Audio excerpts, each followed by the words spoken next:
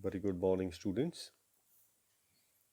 In this particular lecture, we are talking about the circulation among the coelenterates. So, as we have discussed in the previous lectures, that we have got special transport mechanisms in the case of the sponges. So, there we studied the canal systems, and we had seen that the water current is going from the outside water. The current flows towards the inside through the ostia, and it enters the canal system. And here in this particular part, we are taking up the coelenterates into account. Now, before starting this particular topic, I must give you some overview of the structure of the coelenterates.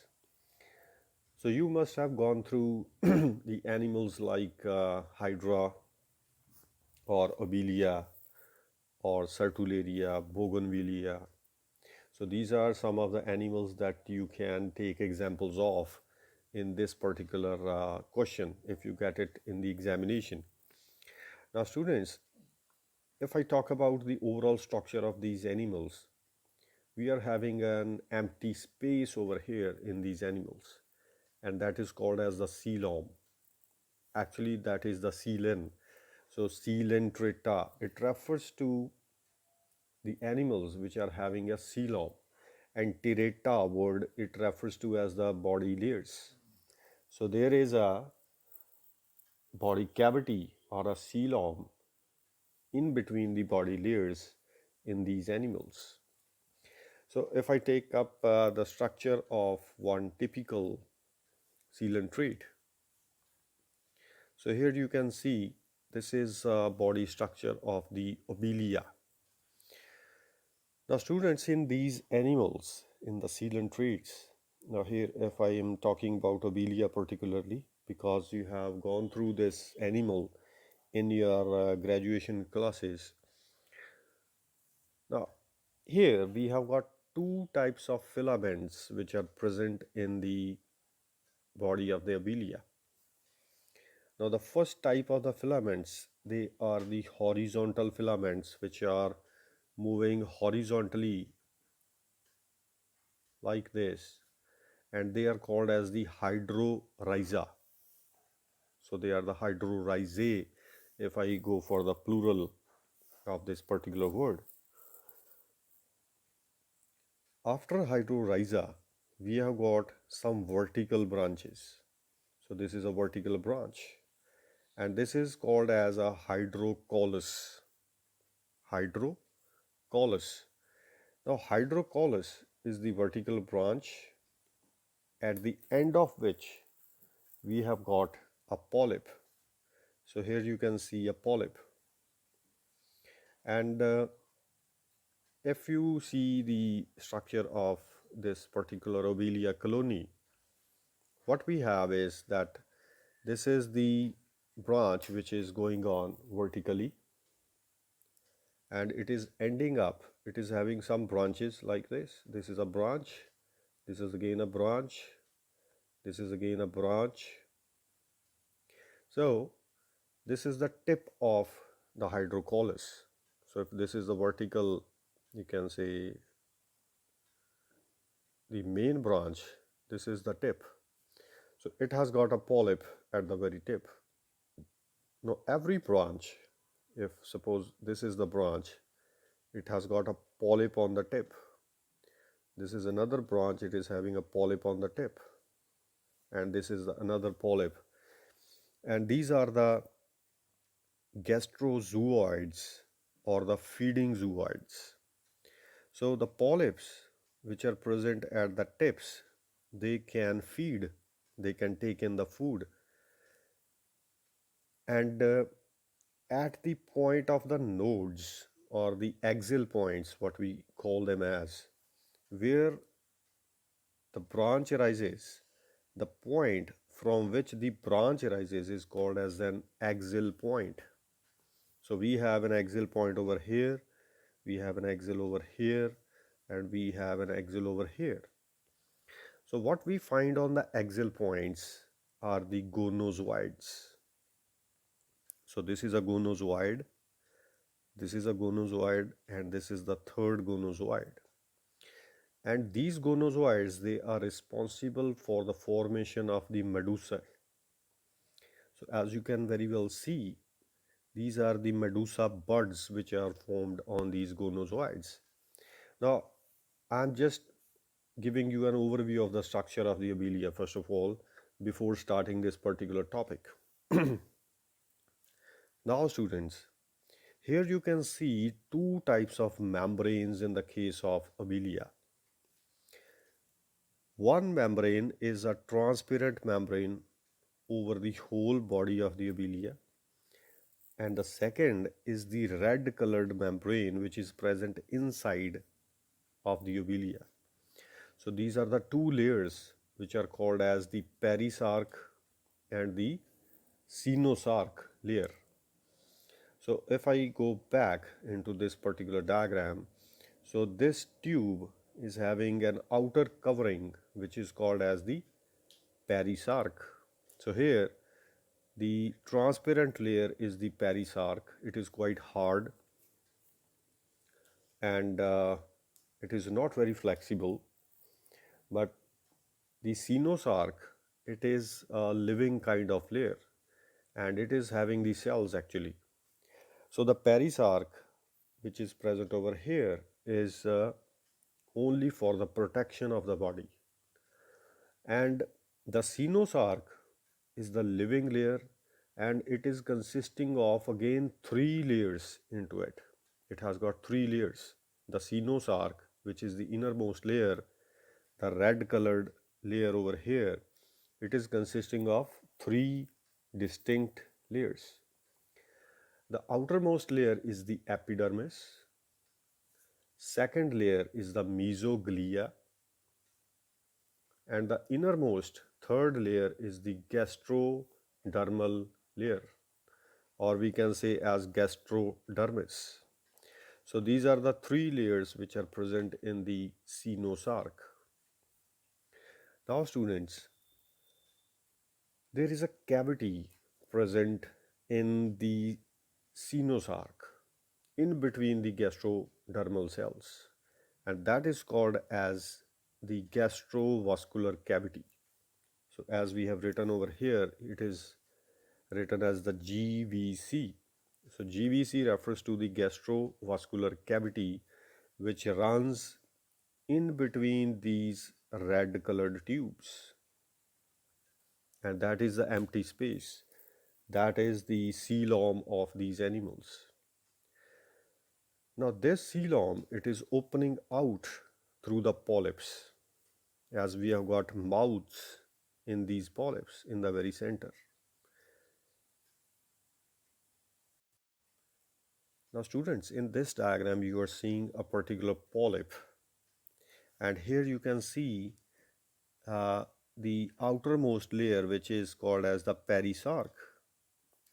So this is the layer which is called as the perisarc, and this is the perisarc. It is the outermost layer which is meant for the protection of the whole body. So here also we have the perisarc as the outermost layer. So this is a branch actually. And if we go for the inner layer, which is the coenosarc, that is the creamy layer over here, and the red one was present in the previous diagram. So the perisarc, which is the outermost layer, it is a non-living layer and it is only for protection. It is quite hard, and if you see this part of the picture, so what we have is that we have some ring-like structures over here. These are called as Anuli, and these are present at the base of each polyp. So these Anuli, they are present in the outermost layer, which is the perisarc. So here you can very well see the presence of the Anuli in the perisarc, and they are meant for some kind of flexibility in this particular layer. So when these annuli they are present.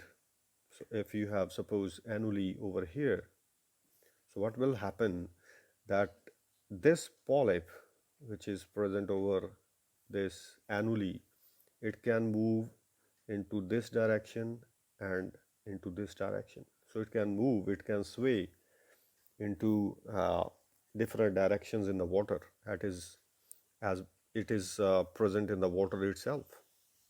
So these annuli they are giving flexibility to the body of the obelia.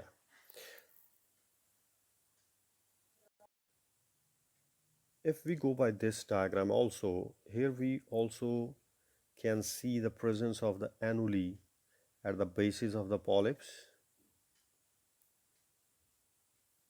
and at the axial points where the branches they arise. We have the annuli present. So these annuli from this point, actually the whole branch, it can move here and there in different directions. So these are meant for the movement of the body. So when the body or a branch or a single polyp it moves at the annulus, this also helps the gastrovascular fluid to move. And this is one of the point, and this is a factor which is affecting the transportation of the materials inside the coelom, inside the coelomic cavity.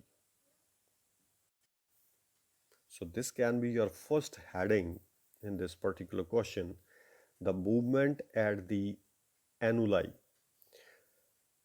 So under this you can write that whenever the part of the body or a branch or a polyp it moves at the annuli, that makes some kind of contractions in the sinus arc layer at that particular point, and that exerts a pressure on the gastrovascular fluid that is present in the GVC, and that helps in the transportation of materials. So this is the first point in this particular question. Now students, I am coming to the second point, and the second heading in this particular question can be the intake of water along with the food.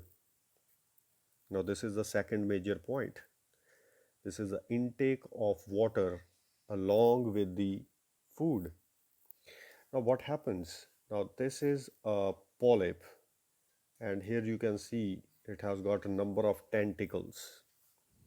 And if you see the tentacles carefully, what we have a different number of, they have got a number of cells which are present on these tentacles, and these are called as the nematocysts. So here you can see these small cells which are present on the tentacles, the nematocyst, or they are also called as the stinging cells. So what they do is that whenever a particular food is coming towards this obelia, these tentacles will grab the food, they will sting it. So what will happen? That food will be paralyzed and it will be immotile after some time. So when it becomes immotile, all the tentacles they will put this food into the mouth. So if this is the food, so it will be put to mouth which is present over here. So the tentacles they are helping in putting the food into the mouth ultimately. So ultimately the food now is in the gastrovascular cavity inside the mouth. So the food it enters into the mouth from here, it goes into the cavity of the mouth, and ultimately it is now in the gastrovascular cavity which is present in the sinus arc. So now it is mixed with the gastrovascular fluid that is present in this coelom. Now when the food enters the mouth, the water also enters into it. So when the water it enters into the gastrovascular fluid that exerts some kind of pressure towards the inside of the gastrovascular cavity, and that pressure, it exerts the pressure onto the already existing fluid which is present inside. So with this, the pressure is exerted in whole of the body, and the fluid, it moves here and there inside the gastrovascular cavity in whole of the obelia. So this is a mode of, again, a mode of transportation in the obelia. So the second heading is the intake of the water along with the food. So it also helps in the transportation of the materials that are already present inside the body of the obelia. Now students, here you can be very clear about this particular concept. Now on the very top we have got the mouth. So what happens? These tentacles, they have got the nematocysts or the stinging cells, and they are paralyzing the prey, they are putting it into the mouth, and ultimately the food reaches the coelentron. So this is the empty cavity which is present inside the polyp. So what happens that when the food it comes in the coelentron, these are the three layers which are present in the coenocerc. First is the ectoderm, second is the mesoglia, and third is the endoderm or gastrodermis in this particular thing. And this gastrodermis, it is ciliated. Now students, this is the third point in this particular question.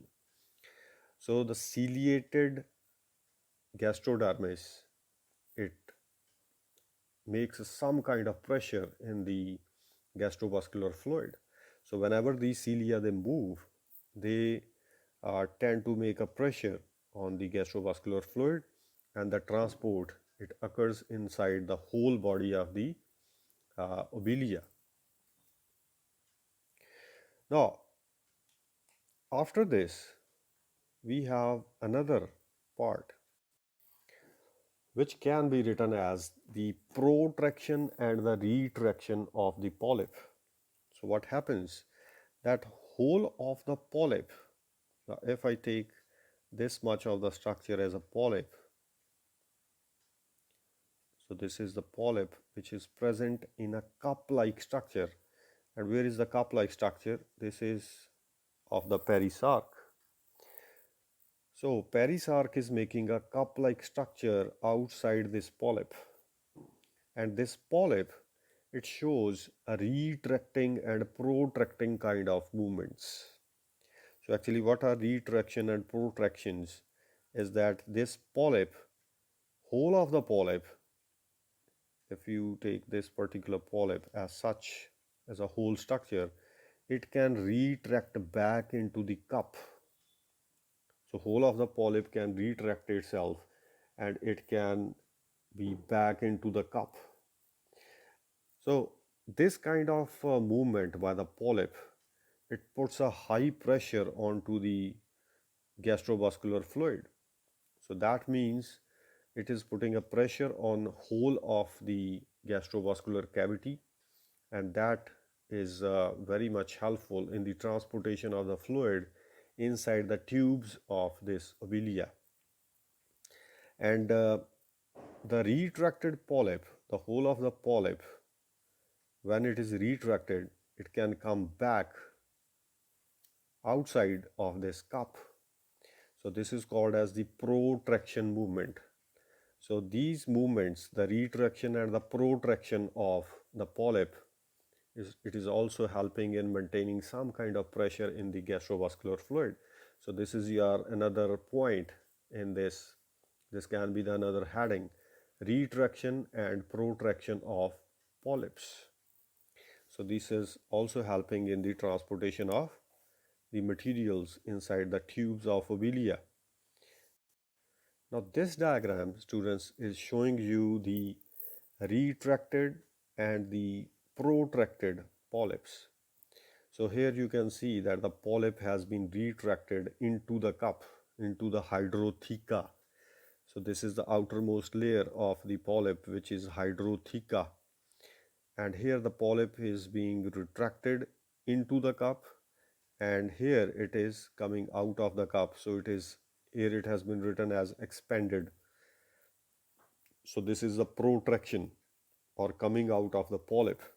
So when it is retracting or it is protracting, that is making pressure on the fluid which is present in the tubes. So that helps in the circulation of the materials inside the body of the obelia. Now after this, I'm talking about the another heading that you can have in this particular question. So this is the whole body movement in the coelenterates.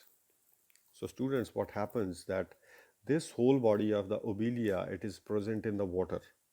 So what will happen that when the water will move on to, suppose, in this direction, so the whole body of the obelia, it will move into this particular direction, just like this.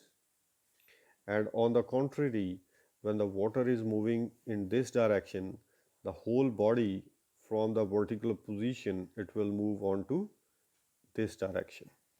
So whenever the whole body of the obelia is moving with the water, it is exerting some kind of pressure onto the gastrovascular fluid which is present inside the red tubes.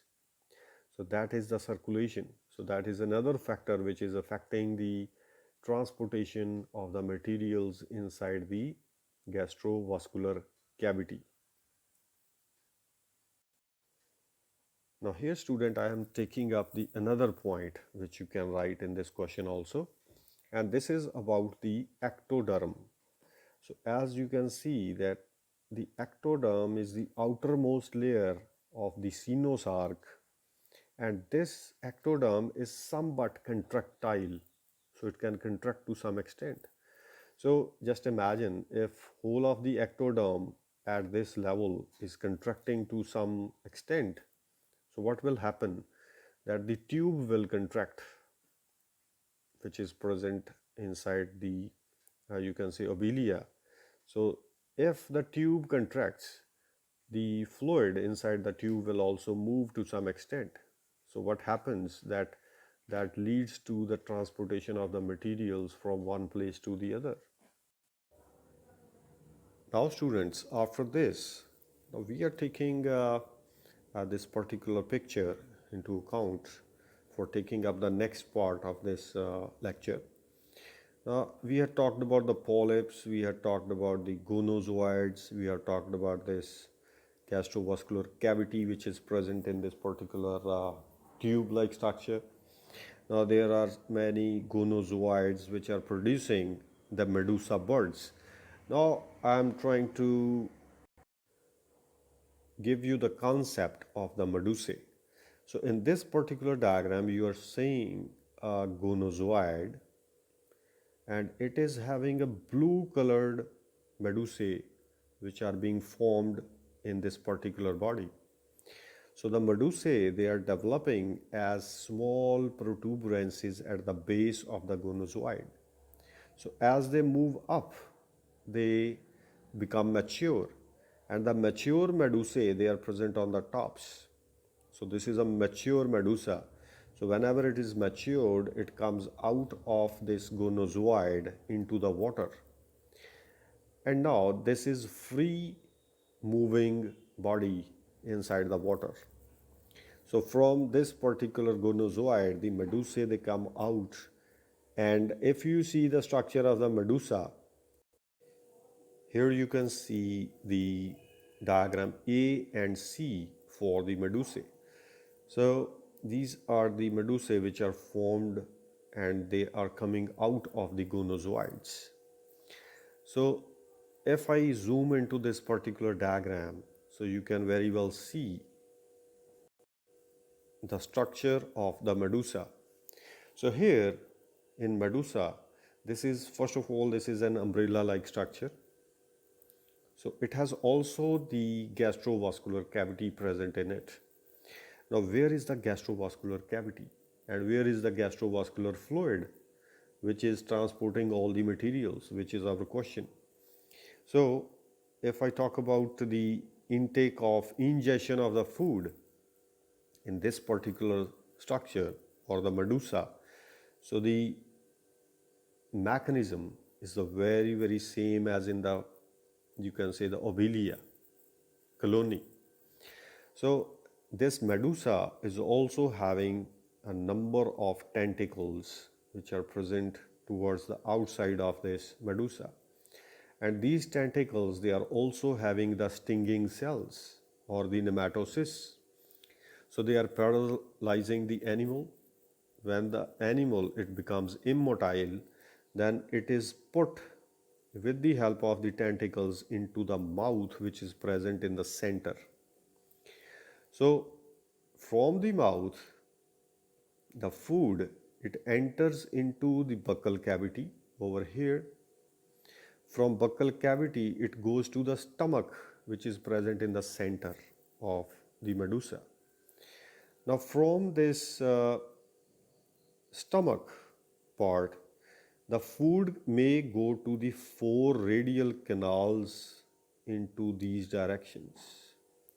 So it is conveyed to 4 different directions into the radial canals.